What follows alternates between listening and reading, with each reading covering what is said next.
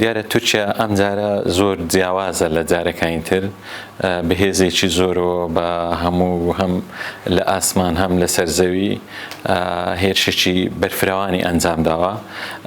وەکو بەڕێز دیشارەت پێکرد تورکیا چۆن ویستی لە ناوچەی برادۆست هەندێک پێشڕێوی بکە، هەندێک سنوور، هەندێک شوێنی استراتیجی داگیرکە. ئێستا بە هەمان شکل دەوێت لە ئەم ناوچانەی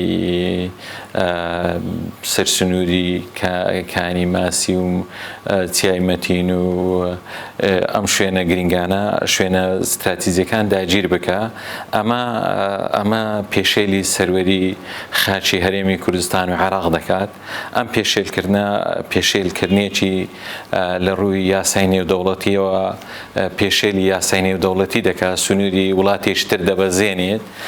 ئەمە دیارە جیاوازە لەگەر چۆن جیاوازە لەگەر کاتەکەی جیاوازە لەبەرەوەی ئێستا دەبینین تورکیا لە ڕووی دیبلۆماسی شکستی هێناوە. ئەمریکاش کۆمەڵکوژی ئەرمەنیەکانی ناساند کە 106مین سارە ئەم کۆمەڵکوژیە زیاتر لە ملیۆنە کونی و هاوڵاتی ئەرمەنی قەتل و عام کرا. ئەم قەتل و عامە بووە هۆی ئەوەی لەلایەن تورکەکانەوە ئەنجام دراوە.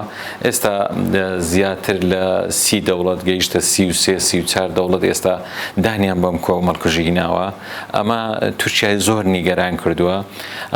ئەمە وای کرد تورکیا بۆ ئەوەی هەم ئەردۆگان هەم ئاک پارتی لە ناوە خۆی تورکیا برێن ئێمە لاواز نینە، هات ئەم هێرشەی ئەنجام داوە. ئەم هێرشەش ڕاستە لەوانەیە هەندێک دەستکەوتی ئانی بەدەستبێنێ، بەزەم پێم وانیانی تورکیا لە نەتیجەی نهایی ینی بتوانێ ئەم ناوچانە ناوچەی ینی هەمومان دەزانی ناوچەی شاخاوی زۆر سەختن، ئاسان نیانی بتوانێ ئیدامە بام هێرشەیان سەرکەوتنی ئەوەی تورکیا دەوێت بەدەستی بێنی.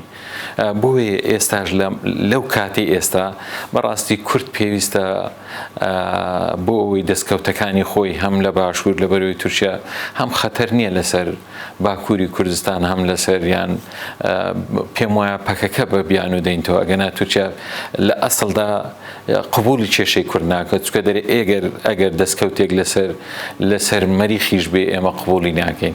بۆیە کورد پێویستە یەکگرتوو بێ، یەک ڕیز بێ، پێکەوە بتوانێ بە شێوازەکانی خۆی یەکگرتووی خۆی بپارێزی، بۆی بتوانێ ڕێ لەم چاوچنووچەی دەوڵەتی تورکیا بگرێت. تورکیا بەداخەوە ینی وڵاتێکە ئێمە دیتیممان لە ڕابردوو مەسەرەن لە ساری 1976 کاتێک قبرسی بەشێک لە قبرسی داگیر کرد، هەتا ئێستا سوپاکەی نەکشاندۆتەوە.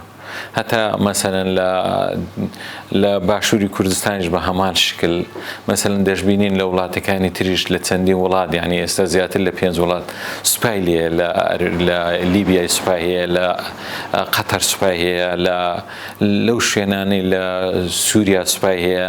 ئەمانە تورکیا دەیەوێ خەونی ئەم بابرێن هەم پارتی دادوگە گەشە پێدان هەم خەونی ئەردۆگان، ینی خەونی مەسەرەن یەک دیتیشمان کە کاتی خۆی ینی بابرێن ئامانجیان ئەوە بوو بتوانن تورکیایەکی بەهێز دروستکەنەوە ئاک پارتی.